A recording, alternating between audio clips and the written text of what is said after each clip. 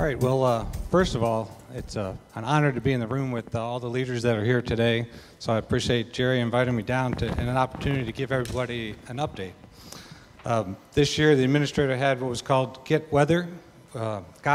So it was a push to try to get everybody familiar with, you know, can we take a subject that we worked with through the GAJSC, which is the General Aviation Joint Steering Committee, and actually get that message down to the pilot.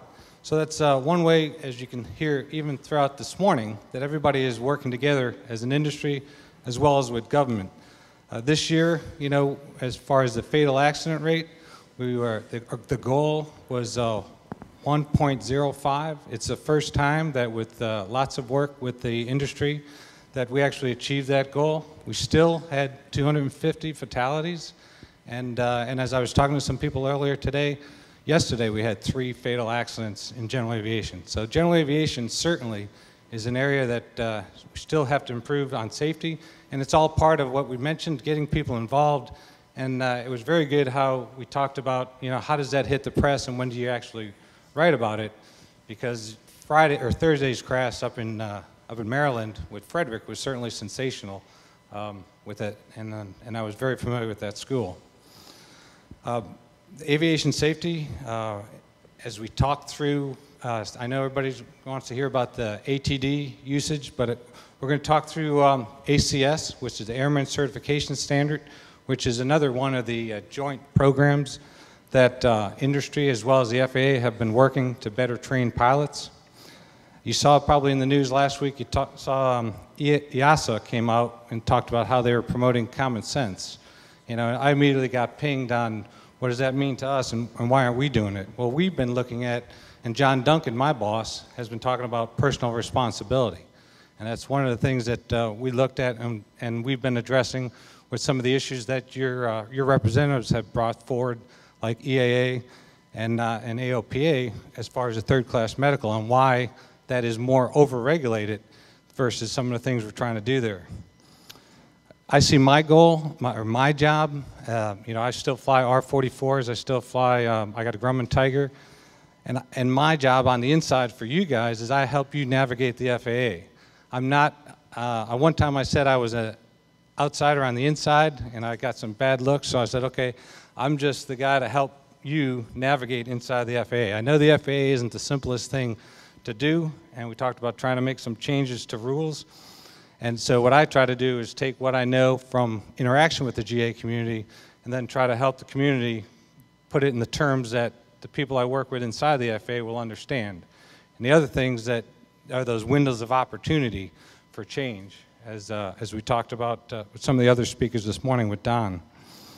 I know Jack was talking about he didn't like drag on the FAA, but I was trying to listen to what it was you were going to put instead of the FAA, and I didn't pick up on that. What we are trying to do is get efficiency.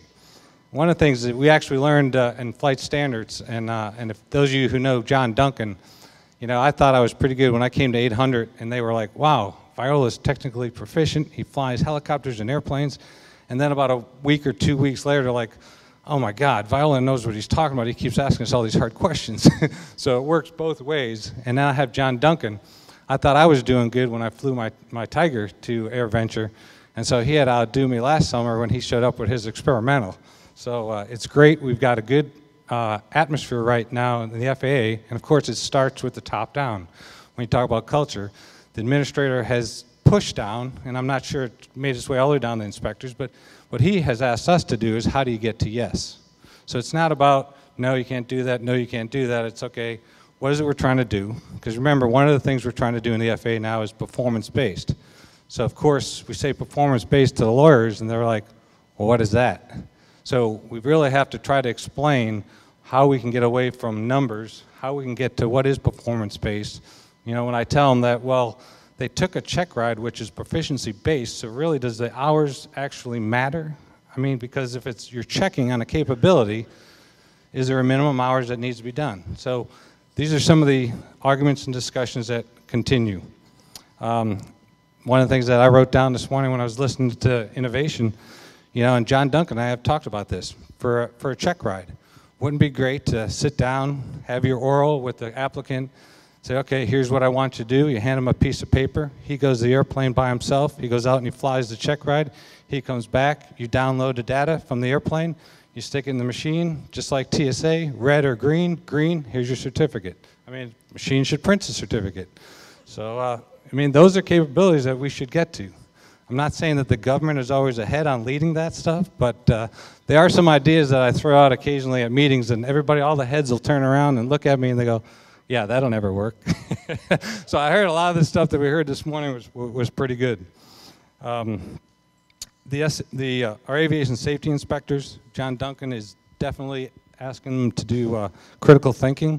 We're actually trying to do is be less prescriptive. We want consistency, but we want consistency by thinking through the issue at hand and coming to the same conclusions versus saying, okay, if you got A, you get B.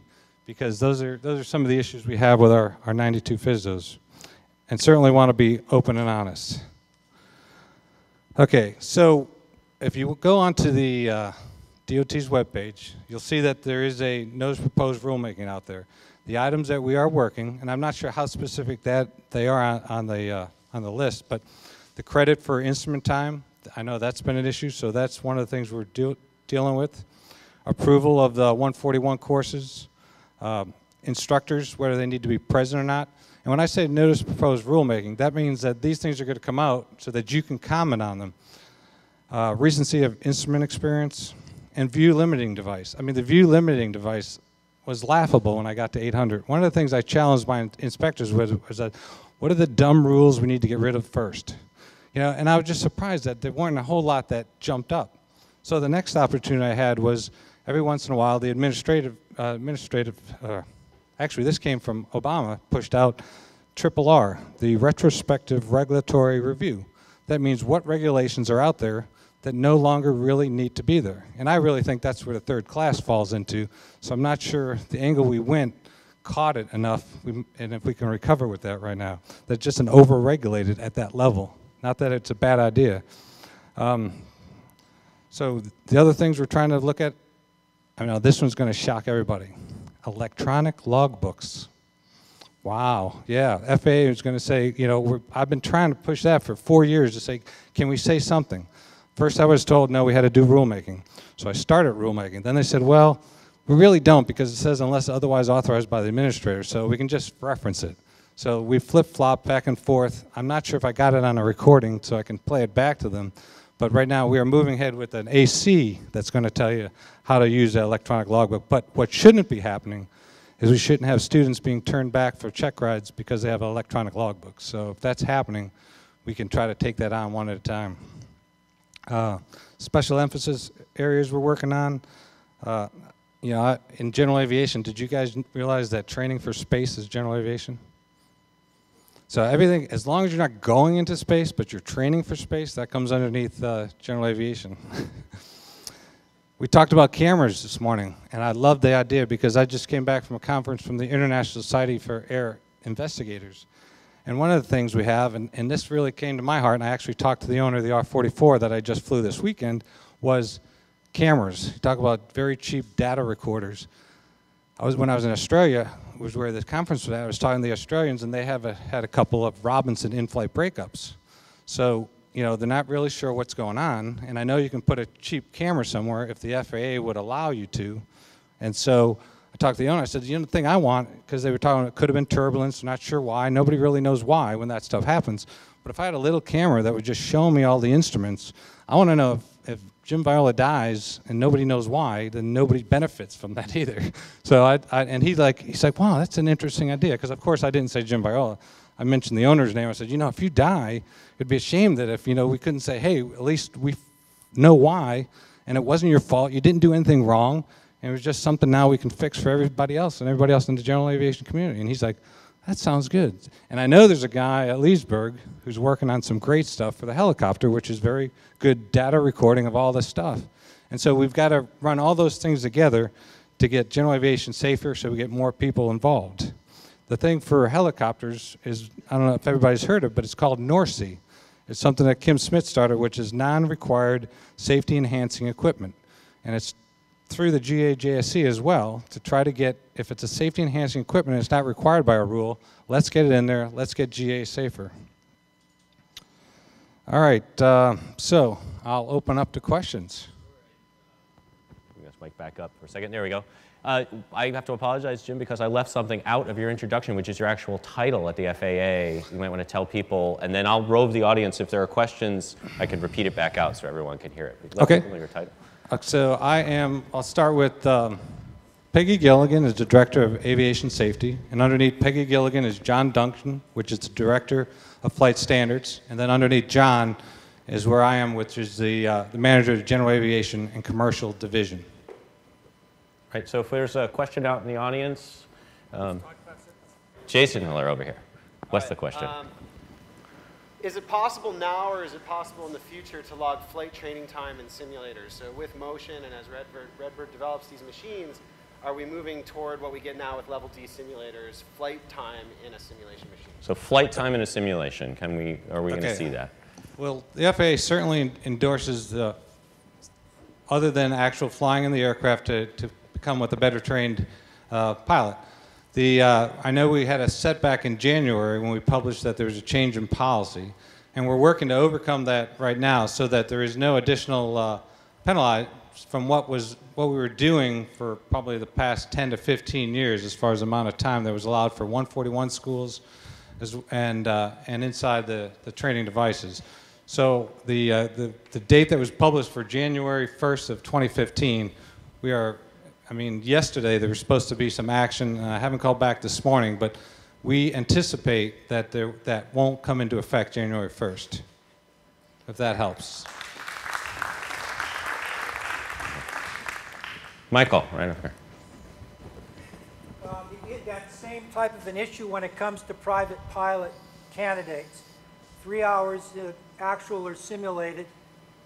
Situations, at least in the FSDO in California, where they walk in and let's say 2 hours were in the simulator and an hour was in the airplane, when there's absolutely nothing out there would say that they can't do it that way, their certificates after they've passed the check ride have been refused based on that one fact. So there are people out there that took the check ride and they cannot go forward as a private pilot because of that particular nuance. Because they didn't have the 3 hours of instrument? Or well, 3 they hours had 3 hours of instrument happened, let's say 2 of the 3 were in a simulator. There's nothing that says it can't be in a simulator. Okay. And I'm sorry, in an ATD. People heard that question, that the 3 hours of instrument time. Well, it should be, ATD. as long as it's done in accordance with the letter of authorization that we sign. And what we're doing is there's a change to the 8710 that should now talk about the devices. So that shouldn't, I don't think that should be happening. If that's happening, it's something that we can raise up and try to standardize. Well, it is happening. Okay. And I'm delivering this to you as a result of a DPE that's had several of them refused for absolutely that reason. And we were talking about it last night, and the issue is floating around out there. Is it, and okay. There's nothing that we can do it. So, you know, it's a FSDO, it may be a FSDO issue or it may not be. We don't know that. Yeah. Okay. Well, I'll be glad to get with you guys afterwards, and if you give me the visuals you're working with, and then I'll check with them. I did hear, and that's why I mentioned the deal with electronic logbooks. I heard that people are getting turned back because they're showing up with electronic logbook. And so we're trying to get, the key we've been trying to get over is electronic signature, which shouldn't be too hard because we do electronic signatures in IACRA now. And there has been a change in the 8710. If you notice it, it's going to have a block that says flight review, so that if we can get the IACRA to be doing flight reviews for electronic signatures, then we're trying to get to where we can, help with electronic logbooking as well. Can I ask just one more then on the IACRA issue?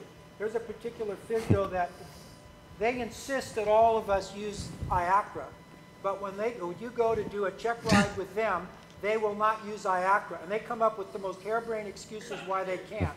Now, I think that that's absolutely wrong. I agree. I had that issue at the FSDO I worked at when I tried to implement that we all needed to use IACRA since we had all our DPEs using IACRA, and we got a little bit of a pushback, but I thought we had overcome most of that. Every unit is independently owned and operated. I know, we're working on that. Last question. And then Jim's going to be around through the day, so please button home aside. Last question, right there. I'd like to know what the FAA is looking at to avoid doing the same type of thing that happened in January with a rule that basically rolled back the advances that we've had and the advances we've seen in the use of training devices and other training aids. So how are you going to help us train proficient pilots? Well, those are two questions. The first question is, how do you prevent happening what happened? And as you're saying, I'm thinking, right now, I hope we're getting a good reputation for we care. I mean, I've got a great bunch of guys that are working for me now in AFS 800, which is the digital name for General Aviation Commercial Division. The guys I'm hiring in the FSDOs because I'm trying to get to remote inspectors because I don't want to drag them to DC, give them a bad attitude and tell them the right rules. So I let them stay where they are, keep them happy, and tell them to do the work that need to be done.